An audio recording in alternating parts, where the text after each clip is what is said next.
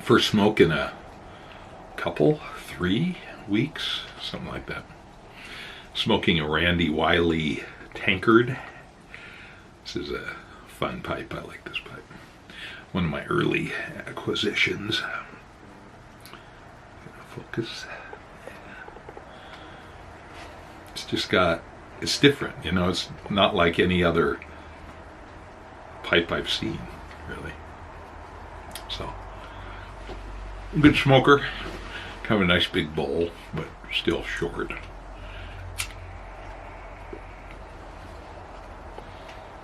So I'm hobbling around. I'm on my cane, not doing a walker anymore. The knee seems to be healing up. I can drive. I can bear weight on the knee, which is huge. You know, if you couldn't do that, man, you'd be on crutches. Just, and now the driveway's snowy, and the walkways probably get a little more snow tonight. But I can drive. Can't drive the car because it's clutch, and it's my left knee that's repaired. But I can drive the truck. I have to kind of climb up into it, sort of. But it works. It's automatic. I have to, since it's cold, I have to plug it in like half an hour for the block heater. Otherwise, it just didn't want to start. It will, but it just feels like you're beating it, you know. So plug it in for half an hour and then it starts normally. So that works pretty well. I don't even know what I'm smoking in here. It was from a little baggie from the Kitsap Pipe Club. An English mixture, I guess. I don't know. Of course, I didn't even mark the baggie, so it's like that magic marker stuff wears off pretty easily off those baggies. But so it's Friday afternoon. My place of work has been closed like 3 days this week due to snow. So haven't really missed much, but I do have to go in there. And do I have to go in there? No, I don't have to go in there, but I am. So start to normalize a little bit here.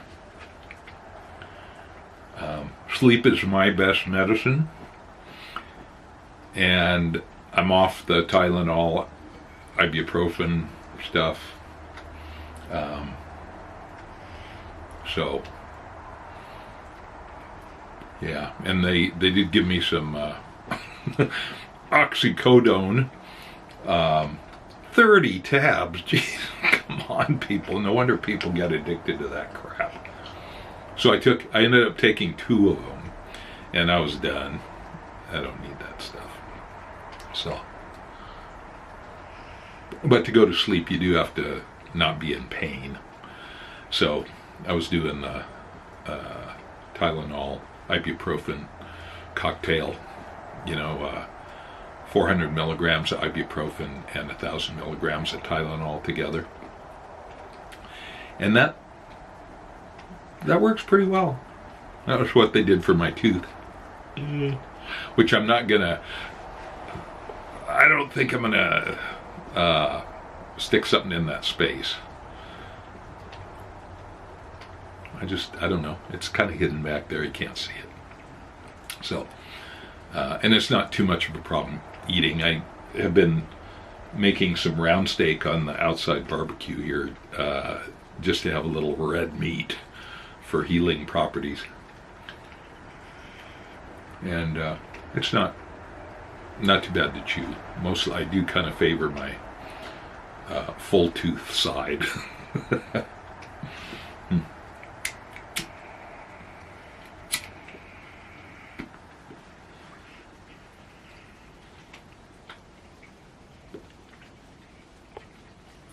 And I have so much sick leave. I mean, I'm maxed out. We accrue it, I forget how many hours per pay period, per 2-week pay period, but I've been maxed out at 520. You stop accruing at that. And I've been at that for years. So, time to use a little bit of it. Yeah.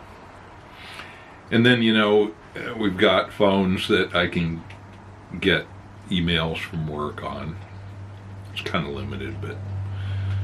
And I can Zoom on it if I need to. So, it's all good. And like I say, nobody else has been in the office much this week, so haven't really missed anything. So this was a week and a day ago I had the surgery. And I think, what do I know? I think it went really well. The wound is healing up. Some of the guys at the fire department said, you could tell them that you got that scar in a knife fight. Okay. We'll see how much of a scar it is. Some scars fine. I don't care. I just truly don't care.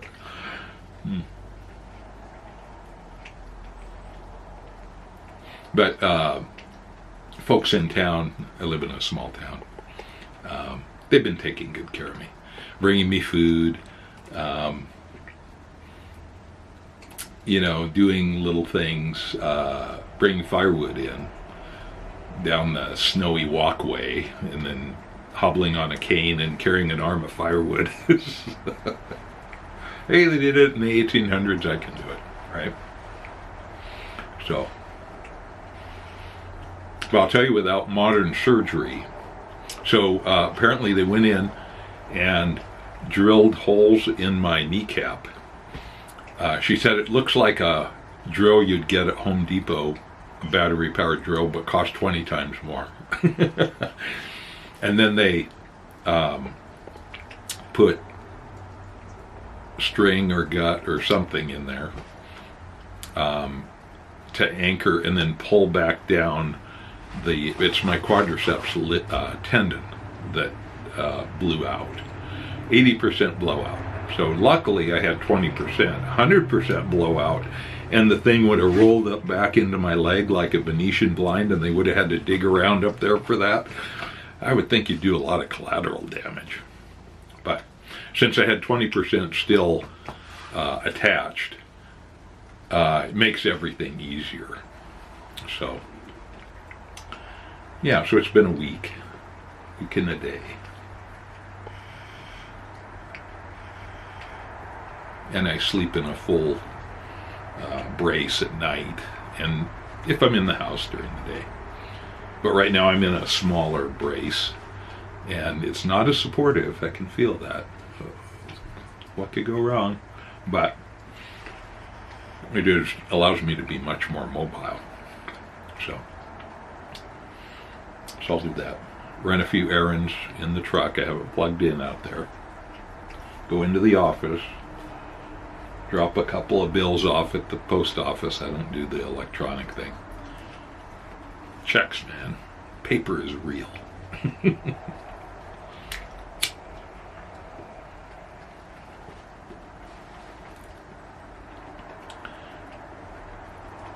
But it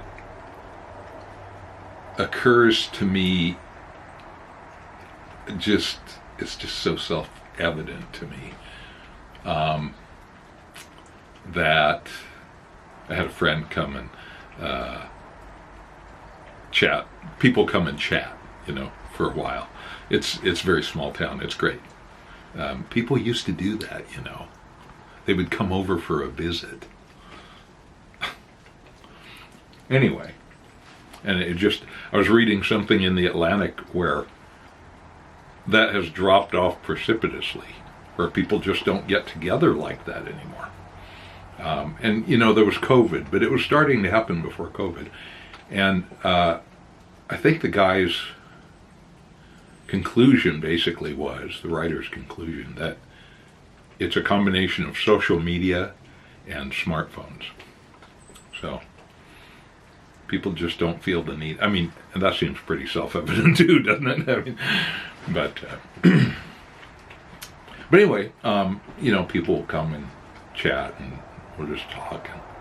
And, it's kind of the usual Oh, how's it going? Well, having a few problems with my partner, and blah, blah, blah. And all we have to deal with, we can't change the outside world. You can't change other people, really. Not in the long run, I don't think. Even kids, if they're your kids, you try to change them, change behaviors. But their basic natures are pretty set, right? I think. I don't know. And relationships over time do change because people change.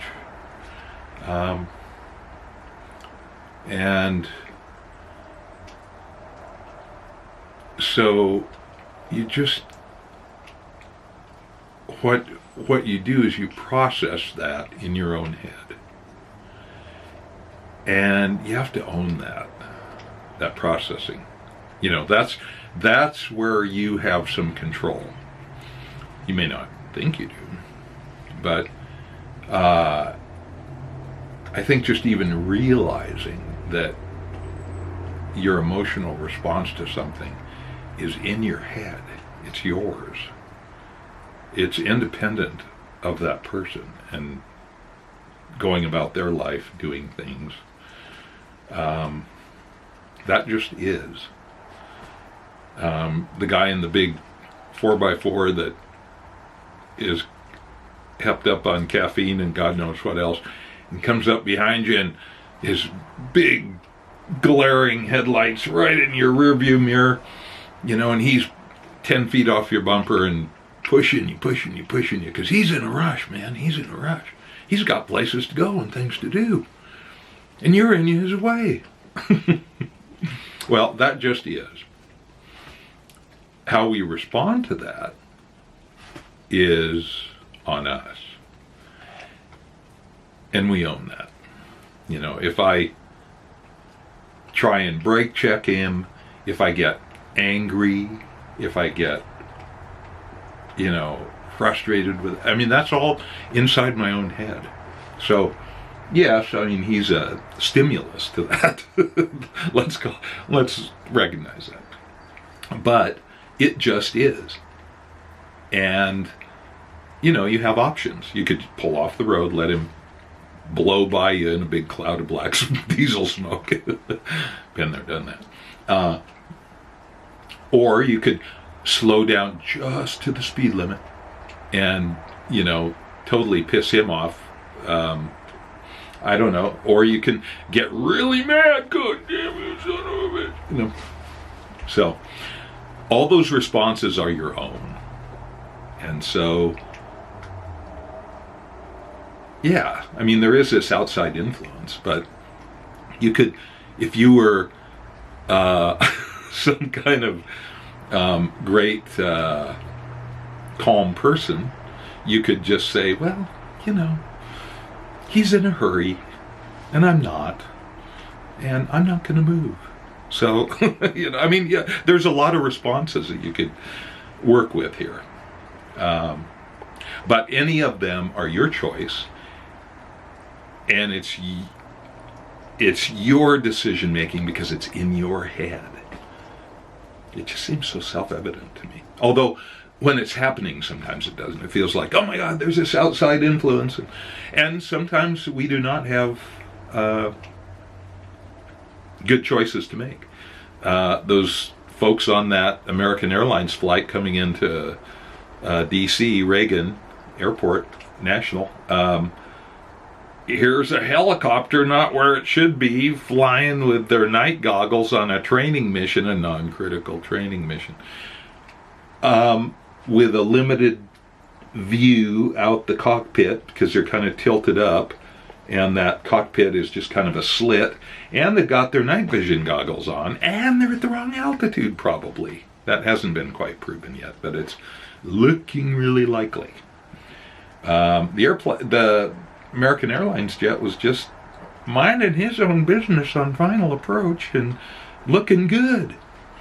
And then kablam.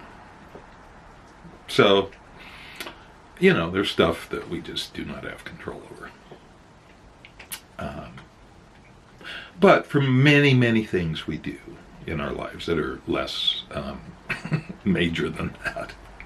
So I think it's useful to recognize that.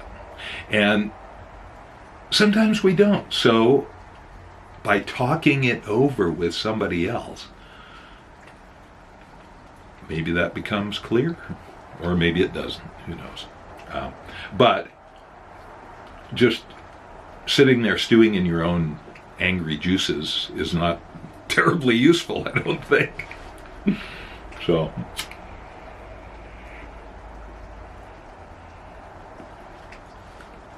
there's an online little mindfulness course that I was doing. It's free. And it's from Washington, I think, or over by the Idaho border, called Palouse Mindfulness. Palouse being the region over there of those rolling, treeless hills that are carpeted in winter wheat. It's a magnificent area. But those kind of exercises, again, reveal that things we just take for granted just are, I mean, our physicality just kind of is. But our response to that, our intellectual and emotional response to that is in our heads. And thus it's workable. You can work with it. If you choose it, or choose to see it that way. So, yeah, I don't know.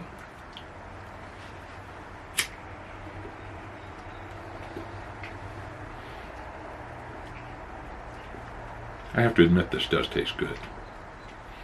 And there's something satisfying about a pipe. There's just, there are so many aspects to it. Choosing the pipe, appreciating the pipe, choosing the tobacco, how you light the tobacco, your whole process of smoking the tobacco. I mean, it's a little ritual that has a lot of satisfaction.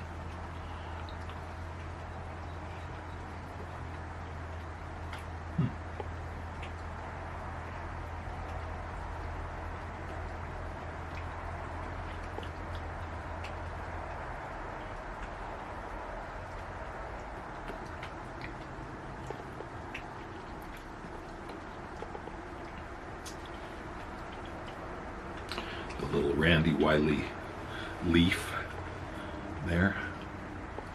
Isn't that? Yeah, that's kind of cool. Did he date this one? Number 7. Oh gosh, it's kind of hard to see. Anyway.